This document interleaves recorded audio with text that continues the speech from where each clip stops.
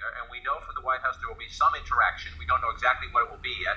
Remember, we have to go back to the Eisenhower administration. It's a long time. They didn't have this thing called cable television back then. And so the question is how much of an interaction, how much of a dialogue between an American president and a Cuban leader. And a big question for the president, Margaret, is you take Cuba off the list of countries that are state sponsors of terrorism. Listen to what the president told NPR about it. He says he's waiting for a State Department recommendation, but he is looking to turn the page.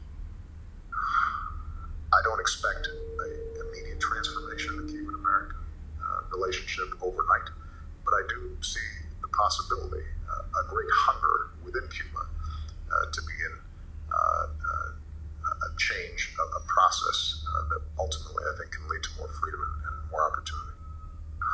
He's optimistic looking at the long term. He also knows, I assume, that if he spends a lot of time with Raul Castro, the conservatives, like they do about Iran, are going to say, what are you doing? You can't trust these people.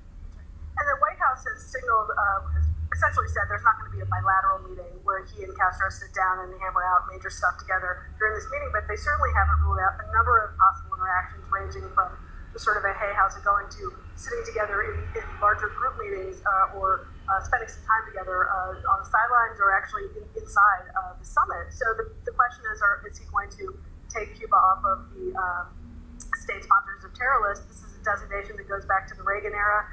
But if you go to the State Department page and you actually read what those designations are, it's a pretty half-hearted designation to begin with if you read it on the page, and it deals with things like FARC and Basque separatists. And so the president, even if he doesn't go all the way, although it certainly seems that they may be poised to, is even just in raising the issue is signaling pretty clearly what direction. But the criticism is, why give them another carrot when they have not reciprocated in the American government view, including the Obama administration view, with more openness, free political prisoners, and things like that? Well, because I think this is a cornerstone on President Obama's foreign policy, that the so-called Obama